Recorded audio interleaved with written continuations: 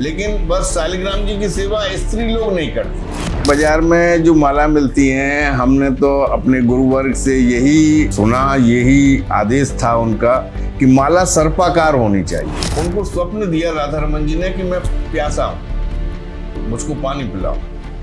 तो उस महंत की नींद खुल गई और उसने कहा कि अरे ये तो राधा रमन जी स्वप्न दे रहे हैं कि मैं प्यासा हूँ। और वाकई मैं बड़ा भाग्यशाली रहा उस दिन कि मुझको ये ठाकुर जी की कृपा का एहसास, ठाकुर जी की मतलब साक्षात कृपा का एहसास मुझे प्राप्त।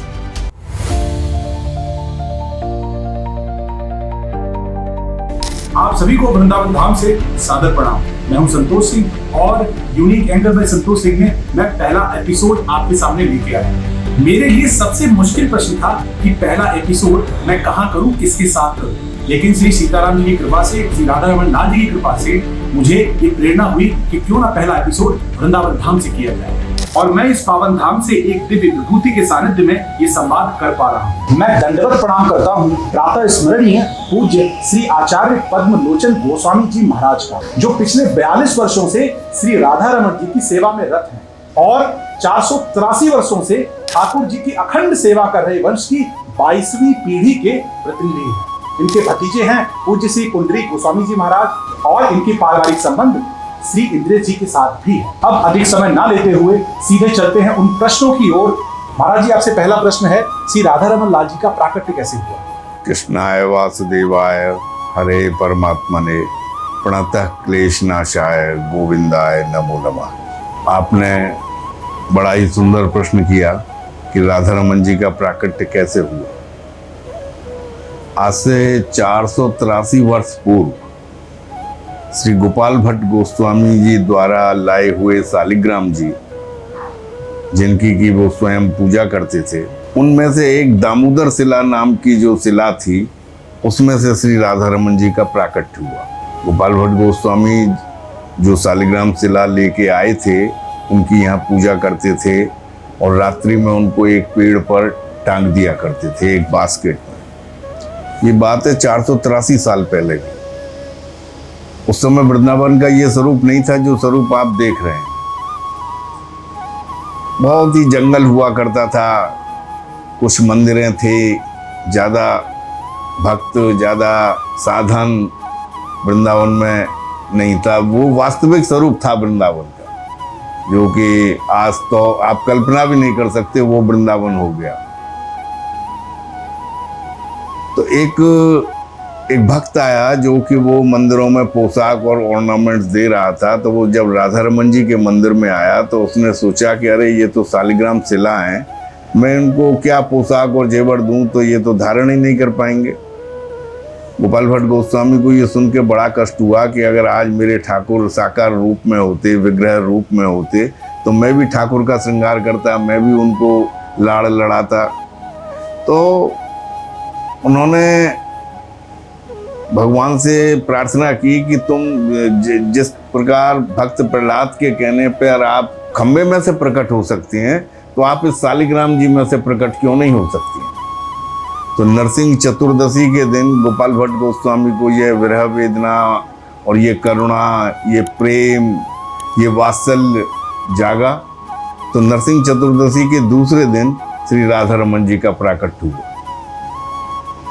राधा रमन जी का जब प्राकट्य हुआ, मैं आपको राधा रमन जी के प्राकट्य के बाद अपने मंदिर की मर्यादा, परंपराएं और नियम और अपने मंदिर की सेवा पद्धति, इन 3 चीज के विषय में मैं आपको बताऊंगा। राधा रमन जी जब प्रकट हो गए तो गोपाल भट्ट गोस्वामी ने ये सोचा कि राधा रमन जी की सेवा का भार किसको दिया जाए, किसी गृहस्थ को दिया जाए या किसी सन्यासी को दिया जाए। तो उन्होंने राधा रमन जी की सेवा का भार उनके शिष्य थे श्री गोपीनाथ गोस्वामी, श्री दामोदर गोस्वामी। तो गोपीनाथ गोस्वामी बड़े थे, दामोदर गोस्वामी छोटे थे, गौड़ ब्राह्मण दोनों बालक थे। तो गोपीनाथ जी से उन्होंने कहा कि आप शादी करिए, आपका परिवार जो है वो राधा रमन जी की सेवा का भार लेगा।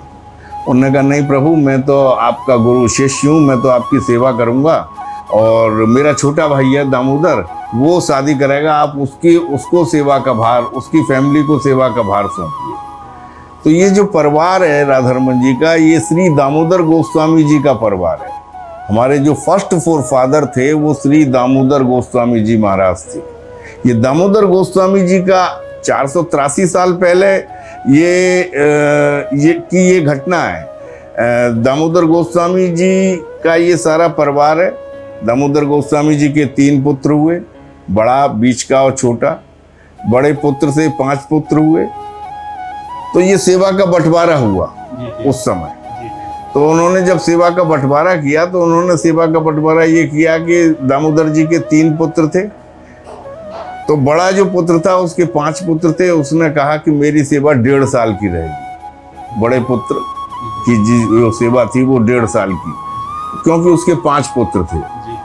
एक 6 महीने की एक चाचा का टर्न और 6 महीने का दूसरे चाचा का टर्न। लेकिन कुछ समय बाद क्या हुआ कि एक परिवार खत्म हो गया, यानी कोई लड़का, कोई जेंट्स उस परिवार में नहीं बचा। तो वो सेवा जो है वो 1.5 साल में पहले 5 भाई कर रहे थे, फिर 1.5 साल में 4 भाई करने लगे। अब जो है वो 100-125 साल पहले एक परिवार और ख़त्म हो गया, तो उसकी भी सेवा जो है वो उस 3 भाइयों में आ गई। तो इस समय पहले जो है 1.5 साल में 5 भाई थे, फिर 1.5 साल में 4 भाई हुए, अब 1.5 साल में 3 भाई हैं। तो ये 3 तो भतीजों का परिवार है और 2 चाचाओं का परिवार है। 6-6 महीने के सबके घर बटे हुए हैं। हर गोस्वामी की सेवा 2.5 साल में आती है। वो जाके अपनी सेवा करता है, अपने तरीके से ठाकुर जी को लाड़ लड़ाता है, अपने तरीके से सेवा करता है, और करके जितना उसका टर्न होता है उसके बाद वो नीचे आ जाता है। दूसरा जिसका टर्न आता है वो ऊपर चला जाता है। अपने मंदिर में जो है वो किसी भी प्रकार की बाहर की कोई चीज़ भोग नहीं लगती है। जो भी कुछ बनेगा वो मंदिर की किचन में बनेगा, वही भोग लगेगा। लाल मिर्च भोग नहीं लगती, हरी मिर्च भोग नहीं लगती, तरबूज नहीं लगता, आलू नहीं लगता, गोभी नहीं लगता, टमाटर नहीं लगता। ये सब चीज़ें हमारे यहाँ भोग नहीं लगती। हमारे यहाँ रॉक सॉल्ट लगता है, सेंधा नमक, रॉक सॉल्ट, काली मिर्च, हल्दी, जीरा और सब चीज़ लगती हैं। और आलू वगैरह कोई चीज़ हमारी उसमें नहीं लगती है, भोग नहीं लगती है। मंदिर की जो रसोई है वहाँ अग्नि जो जली हुई है वो गोपाल भट्ट गोस्वामी जी ने मंत्रों के द्वारा प्रज्वलित कर, काष्ठ को रगड़ कर वो अग्नि प्रज्वलित की थी। अग्नि, यज्ञ की अग्नि, वो अग्नि हमारे मंदिर में अनवरत जल रही है आज तक। उसी मंदिर से, उसी अग्नि से जो है वो आरती होती है। वो मंदिर में माचिस का प्रयोग आज तक नहीं हुआ। उसी अग्नि में जब प्रसाद बन जाता है तो उसमें लकड़ी और कंडे लगा दिए जाते हैं, जिसको कि हम शाम को फिर दोबारा जला लेते हैं। रात्रि का प्रसाद बनने के बाद रात्रि में उसमें लकड़ी और कंडे लगाते हैं, तो दूसरे दिन सुबह उसको फिर प्रज्वलित कर लेते हैं। इस क्रम से जो है वो अखंड अग्नि हमारे मंदिर में जल रही है। हमारे यहाँ स्टील का प्रवेश नहीं है। तांबा, पीतल, कांसा, सोना, चांदी, लकड़ी, लोहा, इन सब चीज़ के बने बर्तन मंदिर में जा सकते हैं, लेकिन स्टील का मंदिर में प्रवेश नहीं है।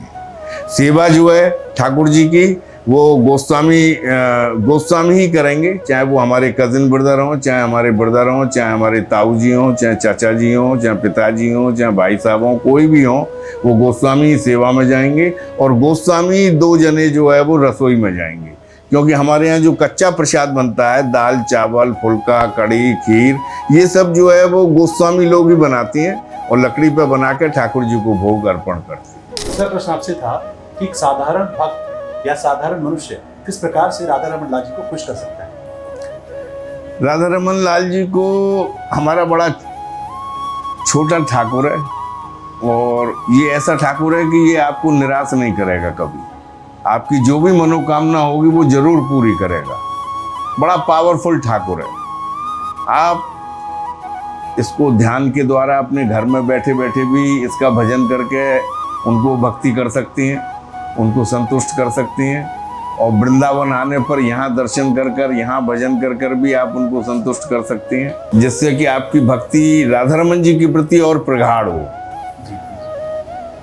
महाराज जी, बात बताइए कि अगर हमें किसी से गुरु दीक्षा लेनी है तो उससे पहले हमें अपने आप को कैसे तैयार करना चाहिए? अपने आप को आपको अपने आचरण से, अपने खान पान से, अपने विचारों से, अपनी भक्ति से, अपने अंदर की दृढ़ शक्ति और प्रेरणा से अपने को परिवर्तित कर श्री राधा कृष्ण के चरणों में अपने मन को लगाइए। सत्संग कीजिए, साधु संग कीजिए। अगर गुरु दीक्षा नहीं हुई है तो हरिनाम भजन कीजिए, राधे राधे का भजन कीजिए, तो आपका मन, आपका शरीर सब जो है वो भक्ति के लिए आगे प्रेरित होगा। या आपका खान पान ठीक नहीं है, आप जो वो ठीक नहीं, भाव भी उत्पन्न नहीं। आप जब सत्संग करेंगे, संतों से मिलेंगे, लोगों से मिलेंगे, प्रेरणा आएगी, दृढ़ इच्छा शक्ति होगी आपकी कि नहीं मुझको तो अब भजन करना है, मुझको तो ये करना है, कुछ नहीं, मेरा गुरु नहीं है, कोई बात नहीं, मैं हरिनाम करूँगा, मैं राधे राधे जपूँगा। किसी न किसी तरीके से अपने मन को तो आपको खींच के लाना ही पड़ेगा उनके चरणों में। बहुत बहुत बहुत अच्छा उत्तर। महाराज जी, बात बताइए कि बाजार में कई सारी मालाएं मिलती हैं, तो हमें किस माला का चयन करना चाहिए और उसका महत्व क्या है? नहीं, वैसे क्या है कि बाजार में जो माला मिलती हैं, हमने तो अपने गुरुवर्ग से यही सुना, यही आदेश था उनका कि माला सर्पाकार होनी चाहिए। जिस तरह से सर्प का मुंह होता है उसी तरह से माला होनी चाहिए। एक तरफ से उसका दाना छोटा होता हुआ बड़े की तरफ जाना चाहिए। आपको छोटे की तरफ से स्टार्ट करके बड़े की तरफ से एंड करना है, फिर उसको माला को पलट लेना है, फिर उसको दोबारा से करना है। तो आप अगर छोटे की तरफ से करके बड़े की तरफ करेंगे तो आपकी भक्ति, आपका भजन जो है वो और बढ़ेगा। जय हो, जय हो। अगर महाराज जी कभी जैसे हम ऑफिस से बाहर गए, एकदम से बाहर निकल गए और माला अपने साथ नहीं ले जा पाए, तो हमें क्या हम मंत्र जप तभी कर सकते हैं उंगलियों की मदद से? नहीं, बिल्कुल आप कर माला कर सकती हैं, लेकिन आपके पैर में जो है वो जूता चप्पल नहीं होना चाहिए। और आप भले ही गाड़ी में जा रहे हैं, आपने घर में माला भूल आए, आपने ये सोचा कि अरे मैं तो माला भूल आया, तो आप गाड़ी में अपनी जूते चप्पल उतार के गाड़ी की सीट पर बैठ के आप कर माला कर सकती हैं। कर माला करने का एक नियम है, उसी के अनुसार आप जो है वो कर माला उंगलियों पे कर सकती हैं, ऐसी कोई बात नहीं। बड़ी आपका भाव शुद्ध होना चाहिए। अगर आपका भाव शुद्ध है तो भले ही माला आपकी घर पर रखी है, क्योंकि आपको भजन करना है, ये आपका भाव आया, और माला आपके घर में है, तो भगवान ने व्यवस्था दी है कि आप कर पे, आपके भाव को उसने स्वीकार कर लिया कर पे ही। महाराज जी, कोई गूढ़ ऐसा सूत्र जो आपके पास, जो ठाकुर को अति शीघ्र प्रसन्न कर दे और हमारा मन जो है वो ठाकुर में लग जाए और हमें आनंद आने लगे? नहीं, देखिए, अति शीघ्र तो कोई चीज नहीं मिलती है जीवन में। अति शीघ्र तो देखिए, आप अगर कुएं की रस्सी को कुएं की मेड़ पे घिसेंगे तो सालों बाद जाके निशान बनता है। तो जब तक आप उस भक्ति के मार्ग को अपनाएंगे नहीं, सत्संग नहीं करेंगे, साधु संग नहीं करेंगे, हरिनाम नहीं जपेंगे, तब तक आपका मन भक्ति की ओर नहीं हो पाएगा। आप भक्ति के लिए, आपको जरूरी नहीं है कि आपको वृंदावन ही आना पड़े, आप अपने घर में रह के भी भक्ति कर सकते हैं। लेकिन जब आपकी ये प्रेरणा हो कि नहीं, अब मैं वृंदावन चल के दर्शन करके आऊं, तब आप वृंदावन आके मंदिरों के दर्शन करिए। यहाँ आपकी भक्ति को और पंख लगेंगे। वृंदावन तो वो जगह है कि आपकी भक्ति को और पंख लगेंगे। महाराज जी, प्रश्न आता है कि वृंदावन में बहुत सारे मंदिर हैं, तो हम अगर कभी वृंदावन आते हैं, हमारे पास समय का अभाव है, 1 या 2 दिन के लिए हम आ पाते हैं, तो क्या ये जरूरी है कि हमें सभी मंदिरों में जाना चाहिए, या सिर्फ एक मंदिर में बैठ कर भी अगर हम अच्छे से भजन कर लेते हैं वो पर्याप्त है? नहीं, वृंदावन में तो 5,500 मंदिर हैं। वृंदावन में तो घर घर मंदिर हैं, और सब मंदिरों में जाना आदमी का आज के समय में बड़ा मुश्किल काम है। आप एक मंदिर में भी जाकर अगर भक्ति भाव से बैठकर वहाँ भजन और आराधना या अपना मेडिटेशन कर लें तो वो भी काफ़ी है, क्योंकि आपके पास समय नहीं है और मंदिरों में भीड़ इतनी है कि आप जो है वो आज की स्थिति में जा भी नहीं सकती हैं और जल्दी से करके आ भी नहीं सकती हैं। तो वो तो आपके मन का भाव है। अगर आपका भाव एक मंदिर, चाहे वो बिहारी जी हो, चाहे वो राधा वल्लभ जी हो, चाहे वो राधा रमन जी हो, चाहे वो जमुना का किनारा हो, चाहे वो कुछ कहीं निधवन हो, कहीं भी हो, सेवा कुंज हो, आप वहीं जाके जहाँ भीड़ नहीं है, भगवान तो कण-कण में है। और वृंदावन की जो फीलिंग है वो वर्ल्ड में कहीं फीलिंग नहीं है। मैं भी अब्रॉड 5-6 बार होके आया हूँ, लेकिन जो याद वृंदावन की है, जो फीलिंग वृंदावन की है, वो फीलिंग मथुरा की भी नहीं। वृंदावन की वो फीलिंग है। और एक बहुत महत्वपूर्ण प्रश्न आपसे, संतों की कृपा कैसे प्राप्त की जाए? संतों की कृपा, पहले तो सद आचरण करो अपना। जी। अगर आपका सद आचरण नहीं होगा तो संतों की कृपा नहीं मिलेगी। तो पहले तो अपना सद आचरण करो, फिर उसके बाद उन संतों की सेवा करो। कामना कुछ मत करो, उनकी सेवा करो, चाहे वो आपके गुरु हों, चाहे वो आपके वृद्ध माता पिता हों। देखिए, भगवान ने आपको पैदा करके जमीन पर भेज दिया, इस लोक में भेज दिया, लेकिन भेजने के बाद उन्होंने तुरंत माता पिता को आपके पास खड़ा कर दिया। अगर आपके जीवन में आपके माता पिता नहीं होंगे ना, तो आप जिंदा नहीं रह सकती हैं एक दिन में। माता पिता दूसरे भगवान हैं। तो जब आपकी ये भावना होगी, जब आपका ये विचार होगा कि संतों के साथ जो है वो किस तरह उनको खुश किया जाए, तो वो जो आदेश दें, वो जो आज्ञा करें, वो आदेश और आज्ञा का पालन करना, उनकी सेवा करना, तन मन धन से उनकी सेवा करना, तो वो उनका आशीर्वाद जरूर संतों का भक्तों को मिलता है। और जब भक्त क्या है, भक्त के अधीन तो भगवान भी हैं। भक्ति की इच्छा पूरी करने के लिए भगवान भी अपना नियम तोड़ते हैं। महाराज जी, हमारा मन हमेशा शुद्ध बना रहे, इसके लिए कोई सरल उपाय? क्योंकि मन में कई सारे विकार उत्पन्न होते रहते हैं। नहीं, आपको जो है वो अपने दिन की दिनचर्या को एक नियमित और डिसिप्लिन युक्त दिनचर्या बनानी पड़ेगी। 24 घंटे दिन में होते हैं, जिसमें कि आप 8 घंटे सोइए, 8 घंटे आप अपना वर्क करिए, काम करिए, धनोपार्जन जैसे होता हो वो करिए। 8 घंटे आप जो है वो अपने परिवार के साथ रहिए, अपना सोशल वर्क कीजिए, परोपकार कीजिए। तो जब तक आपके अंदर खुद का डिसिप्लिन नहीं होगा, तब तक जो है वो बड़ा मुश्किल है। आपका खान पान अच्छा होना चाहिए, आपके विचार अच्छे होने चाहिए, आपको भक्ति का और मतलब भक्ति संगीत सुनने का आपको चस्का होना चाहिए, जुनून होना चाहिए। तो आपके दिमाग में वही तरंग जो है वो उठेंगी और जो कि आपको भक्ति की ओर ही ले जाएंगे। तो मन के विकार शांत हो, मन के विकार आपके शांत हों। महाराज जी, सुना है कि आपके पास बहुत दिव्य शालिग्राम जी भी हैं, क्या हमें हमारे भक्तों को उनके दर्शन कराएंगे? हाँ, नहीं, मैं शालिग्राम जी की पूजा करता हूँ और करीब 51 साल मेरे को शालिग्राम जी की पूजा करते करते घर पे हो गए हैं और मैं पूजा करता चला आ रहा हूँ। जी जी, चलिए मैं आपको दर्शन कराता हूँ। ये मेरे घर में शालिग्राम जी की सेवा है, मैं शालिग्राम जी की सेवा करता हूँ।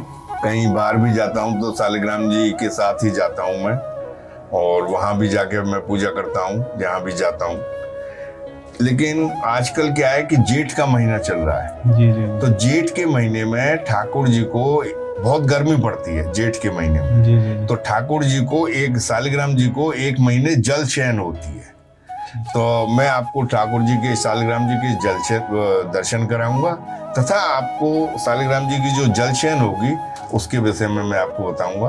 हमारे राधारमन मंदिर में भी गोपाल भट्ट गोस्वामी के द्वारा लाए हुए जो शालिग्राम जी हैं, उन सब की भी जेठ के महीने में जल शयन होती है। तो जैसे यहाँ होती है ऐसे ही मंदिर में भी जल शयन होती है। मैं वैसी जल शयन अपने घर में करता हूँ। ये एक शिला है, इसको बोलते हैं सूर्य नारायण शिला। ये शिला, इसमें आप देखिए कि सन की तरह से इसमें रेज बनी हुई है। अब उस रेज को वो करो, ये सन की तरह से रेज बनी हुई है और ये प्राकृतिक है। हाँ, ये प्राकृतिक है, ये नेचुरल है और इसको बोलते हैं सूर्य नारायण शिला। तो ये अब जो है इनकी दोपहर में जल शयन होगी। तो जल शयन के लिए आप देखिए ये मिट्टी का पात्र है, इसमें जल भर के, थोड़ी सुगंधी इसमें घेर के, कुछ फूल घेर के, और ये शालिग्राम जी को हमने जल में शयन कराई। ये एक दूसरे शालिग्राम जी हैं जो कि मत्स्य अवतार के रूप में आप इनके दर्शन करिए। जिस तरह से मछली होती है उस तरह से ये मत्स्य अवतार के रूप में इनके दर्शन करिए। जी जी जी जी।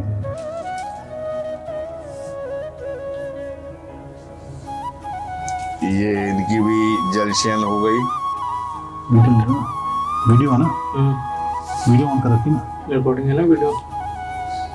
ठीक ठीक परफेक्ट। ये कश्यप अवतार जो हुआ था, ये कछुए जैसी इनकी शेप है।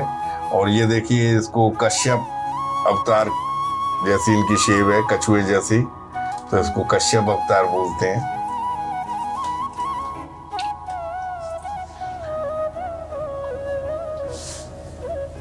ये एक सालिग्राम जी हैं, एक भक्त इनकी पूजा करता था, और वो भक्त पूजा करते करते उसके हाथ से गिर के जो खंडित हो गए। तो उसने कहा, वो मेरे पास आया, उसने मुझसे पूछा कि मेरे पास एक सालिग्राम जी हैं जिनकी मैं पूजा करता हूँ, वो गिरकर खंडित हो गए, तो क्या मैं पूजा कर सकता हूँ उनकी? मैंने कि नहीं, हर वक्त विलास और हमारे ग्रंथों में लिख रहा है, अगर सालिग्राम जी के 2 पीस भी हों, 3 पीस भी हों, तो वो सब नारायण है, वो सब विष्णु है, आप उनकी पूजा कर सकती हैं। तो वो बोला कि अरे, मैं अपने को जरा गिल्टी फील करने लगा और अपने को जरा दोषी मानने लगा, नहीं ये मेरे पास रहना नहीं चाहती हैं, मैं इनकी सेवा ढंग से नहीं कर पा रहा हूँ, तो मैं ये आपको दे रहा हूँ, आप किसी भक्त को दे देना, आपके पास तो बहुत भक्त आते हैं। मैंने कहा नहीं, देखो, अगर तुम मुझको दोगे तो इनकी सेवा मैं ही करूँगा, और न मैं किसी को दूंगा, और तुम मांगने आओगे तो तुमको भी नहीं दूंगा। तो उसने कहा नहीं ठीक है, आप करिए, इससे बढ़िया और क्या बात है। तो आप देखिए, ये सालिग्राम जी कि भीतर से जब खंडित हो गए तब इन्होंने ये दर्शन दिए हैं, मैं तो ये कहता हूँ। जी जी जी। और करीब 35-40 साल से मैं इनकी जो है वो सेवा करता चला आ रहा हूँ। और आप देखिए, एक एक लकीर आप गिन सकते हैं, एक एक लकीर आप जो है वो, और ये इस तरह से जो है वो ये बंद हो गए, जी जी जी। ये इस तरह से जो है वो खुल गए, एक एक लकीर आप इनकी गिन सकते हैं। जी जी जी जी जी जी। महाराज जी, एक छोटा सा प्रश्न था कि हर एक जितने भी सालिग्राम होते हैं उसके अंदर सब यही होता है? नहीं, हर एक के अंदर नहीं होता है, मतलब बहुत कमों के अंदर होता है। जी। ये एक मेरा डिसाइपल था, वो गंडकी नदी नेपाल गया, तो वो बोला, गुरुजी मैं क्या आपके लिए प्रेजेंट लेके आऊं? मैंने कहा भैया तेरी जो इच्छा हो ले आइयो। तो वो मेरे लिए सालिग्राम जी ले आया, जो कि गंडकी नदी से लेके आया था। आप देखिए, ये भी बड़े अद्वितीय सालिग्राम जी हैं, भीतर से देखिए क्या इनमें जो है वो है, और बिल्कुल एक एक लकीर आप इनकी भी गिन सकते हैं। ज्यादा पड़ जाती है बस यहीं पे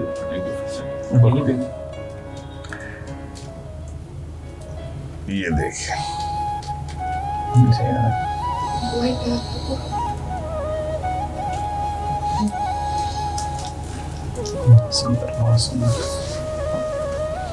ये इनकी भी जलसेन। ये एक शिला है बड़ी छोटी, मैं इनकी भी पूजा करता हूँ, और देखिए इसमें भी कुछ ऊपर मार्क है। जी जी। लेकिन क्या लीला है भीतर ये तो नहीं पता है, लेकिन जब लीला दिखाने की इच्छा होगी तब लीला दिखाएंगे। लेकिन ऊपर इसमें भी कुछ मार्क सा बना हुआ है। ये बड़ी छोटी सी शिला है, मैं इनकी भी पूजा करता हूँ। ये इस तरह से जो है वो जल शयन हो जाती है। शाम को जब उत्थापन होगा तब ये जो है वो 6-6:30-7 बजे करीब तब इनको जल में से निकाल कर और सिंहासन में विराजमान करा दिया जाएगा। जय हो जय हो जय हो। इस तरह से हम इनको रोज जल शयन कराती हैं। और राधा रमन जी के मंदिर में भी इस तरह से जो सालिग्राम जी हैं उनकी जल शयन होती है। तो आप आज बड़े भाग्यशाली हैं जो कि आपने शालिग्राम जी के दर्शन किए, सालिग्राम जी का जल शयन देखा, और आपके चैनल के माध्यम से भक्तों को जानकारी मिले, ये मैं कामना करता हूँ। महाराज जी, एक बात बताइए, जैसे अभी हम वृंदावन में आए और वृंदावन में देखा कि लोग अपने ठाकुर जी को गोद में ले लेके बकेट में जा रहे हैं, तो हमें बड़ा कष्ट होता है कि कभी उनका ठाकुर जी को धक्का लग गया या उन्होंने खाना, हम लोग खाने बैठे तो वहीं ठाकुर जी रख दिए, तो क्या ये सही है या कोई अपराध भी बनता है इससे? नहीं, देखिए ये आजकल बड़ा इसका चलन बढ़ गया है। यहाँ पर जो है वो मोस्टली भक्त लोग आते हैं जो कि ठाकुर जी बास्केट में लेके आते हैं और उनको चाहे जहाँ उनको रख दिया, भीड़ में धक्के खा रहे हैं, गिर पड़ती हैं कभी कभी बास्केट में से। जी जी जी। और ये तो एक अपराध है, ये आप ठाकुर के साथ खिलवाड़ कर रहे हैं। हम भी पूजा करते हैं रोज, हमारे घर में भी आपने दर्शन किए होंगे, सालिग्राम जी की हम पूजा करते हैं। हम कहीं भी बाहर जाते हैं, हालांकि हम एब्रॉड जाएं, इंडिया में जाएं, कहीं भी जाएं, ठाकुर जी हमारे साथ जाते हैं। हम ठाकुर जी की उस जगह जाके एक व्यवस्था बना देते हैं, उसी जगह बैठ के सुबह उठते ही पहले उनकी पूजा करते हैं, उसके बाद हम कोई काम करने के लिए वहां से बाहर निकलते हैं। तो ये तो एक कायदा, ठीक है, आपके घर में कोई करने वाला नहीं है, आप उन ठाकुर जी को लेके आइए, हमें उसका विरोध नहीं है, आप खूब भक्ति कीजिए, उसका भी हमें विरोध नहीं है, लेकिन एक मर्यादा से कीजिए। आप उनको जहां भी ठहरे हैं, जिस भी होटल में, धर्मशाला में, गेस्ट हाउस में, आश्रम में, कहीं भी आप ठहरे हैं, तो आप उनको एक जगह विराजमान करा दीजिए। सुबह उठिए, उनकी पहले पूजा कीजिए, उनको भोग लगाइए, और भोग लगा के उनको वहीं उनको विराजमान कर रहने दीजिए। आप लोग वृंदावन में जाइए, खूब दर्शन करिए, झांकी करिए, रात को जब लौट के आए तो फिर उनको एक गिलास दूध भोग लगा दीजिए और उनकी शयन करा दीजिए। ये तो हुई भक्ति। लेकिन आप झूठी टेबल पे उनको बैठा के रखा है, आप जो है रास्ते में सूअर जा रहा है उससे छिप गए, कोई अशौच वाला आदमी जा रहा है उससे छिप गए, आप किसी की लेटरिन बाथरूम से छिप गए, तो ये सब क्या है? आपके कपड़े, आप अभी आपके हाथ झूठे हैं। सालिग्राम जी को, गोपाल जी को, लड्डू गोपाल जी को उन्होंने आपको पकड़ा दिया, आपको ध्यान ही नहीं है कि मेरे हाथ झूठे हैं, आपने उनको पकड़ लिया। आप चप्पल जूते पहन के उनको ले जा रहे हैं। आप उनको, अब तो बहुत से ऐसे हमारे मंदिर में भी आती हैं कि ये कहते हैं कि इनको राधा रमन जी के पास विराजमान करा दो, हम दर्शन कराएंगे। वाह भाई वाह! तो ये तो मैं एक घोर अपराध मानता हूँ। और वृंदावन के संत हैं राजेंद्र दास जी महाराज, उन्होंने भी अपने प्रवचन में इस बात को कहा है कि इस तरह से सालिग्राम जी लेकर संग न डोला जाए। जी जी जी जी। महाराज जी, एक बात और, एक प्रश्न मन में उठा कि अगर हम अपने घर में शालिग्राम रखते हैं और ठाकुर जी रखते हैं, तो दोनों की सेवाओं में क्या फर्क आता है? नहीं, सेवा तो दोनों की एक सी है, सालिग्राम जी की भी और ठाकुर जी की भी। लेकिन बस सालिग्राम जी की सेवा स्त्री लोग नहीं करती हैं।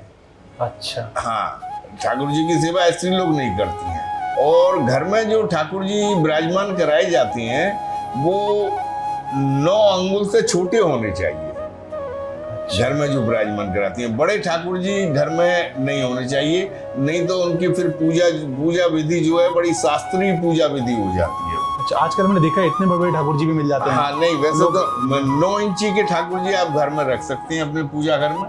जी। और आप उनकी पूजा सेवा कर सकते हैं। ज्यादा बड़े आप विग्रह अगर ज्यादा बड़ी होगी और वो रखेंगे तो फिर उनकी मंगला से लेकर सैन तक की पूरी पूजा का विधान है, वो सब आपको फॉलो करना पड़ेगा। जी महाराज जी, एक और प्रश्न आया, क्योंकि हमारे ठाकुर जी भी इस बार जल्दी में घर से निकलते हुए घर ही पे रह गए थे, तो बड़ी रास्ते में जब बड़ा कष्ट हुआ कि ठाकुर जी हमारे घर ही में रह गए, तो भजन पूजन सब चल रहा है, उनको मानसिक भोग भी लग जाता है, तो उससे कोई अपराध तो नहीं बनता?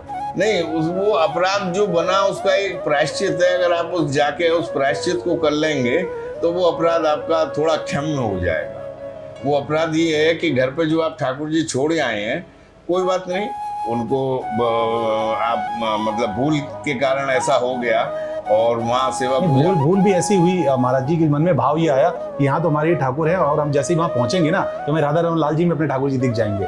वो उस भाव से वो वहाँ रह गए। वो वहाँ रह गए। जी जी। कोई नहीं, आप वहाँ जब जाएंगे तो जाके उनका अभिषेक कर दीजिएगा।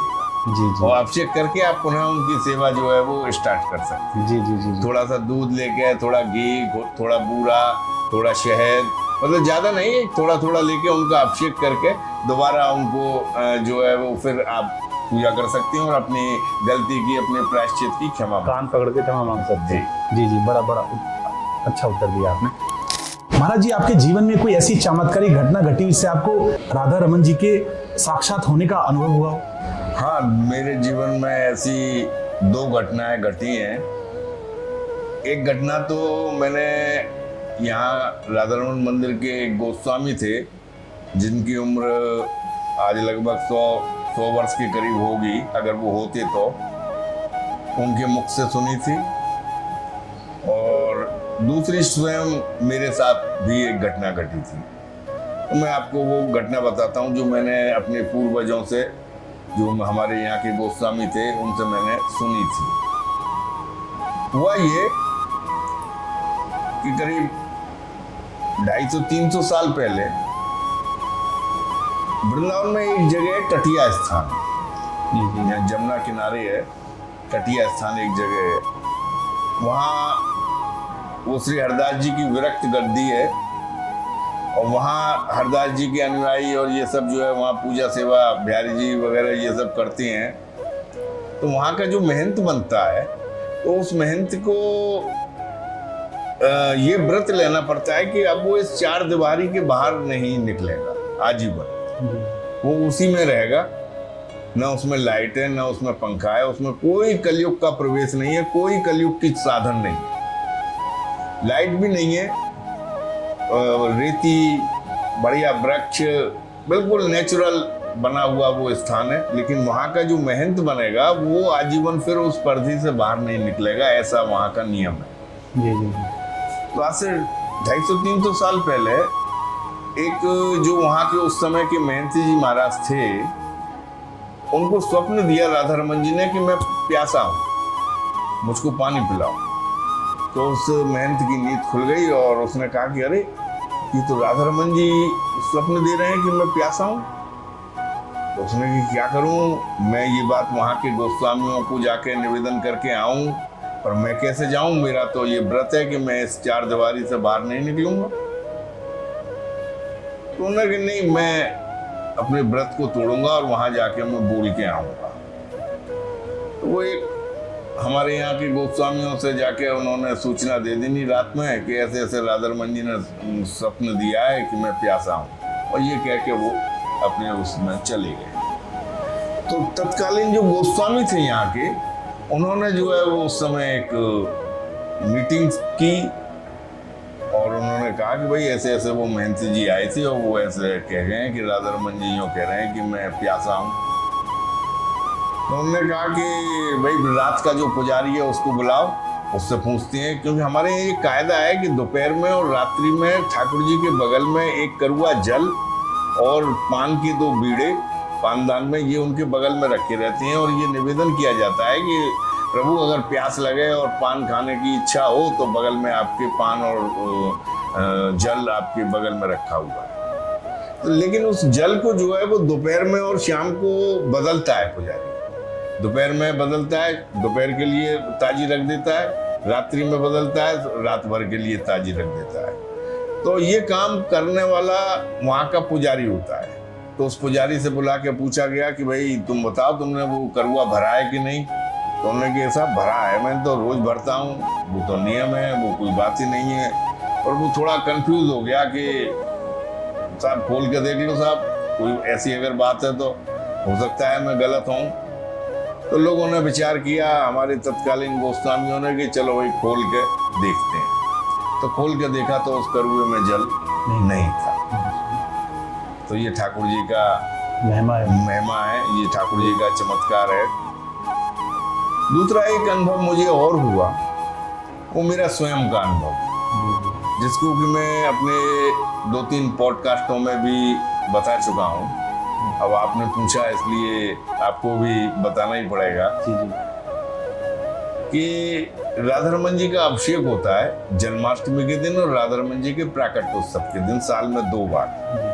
करीब 2000 किलो दूध, दही, घी, शहद, बूरा, ये सब जो है वो उसमें यूज होता है। 54 प्रकार की जड़ी बूटियां रहती हैं। जी। तो उन सब से जो है वो राधा रमन जी का जन्माष्टमी के दिन और राधा रमन जी के प्राकट्य के दिन अभिषेक होता है। तो एक बार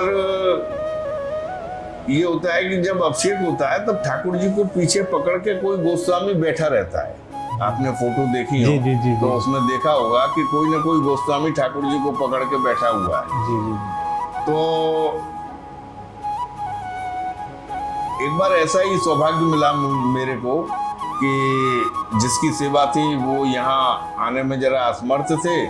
उन्होंने मंदिर की कमेटी को चिट्ठी लिख दी कि मैं आ नहीं सकूंगा, मेरी जन्माष्टमी की सेवा है, तो मेरी सेवा पंचायत व्यवस्था करे। तो सेवा तो होनी है, अभिषेक तो होना ही है। पंचायत ने वो व्यवस्था की। तो मैं उस समय पंचायत में सेक्रेटरी था।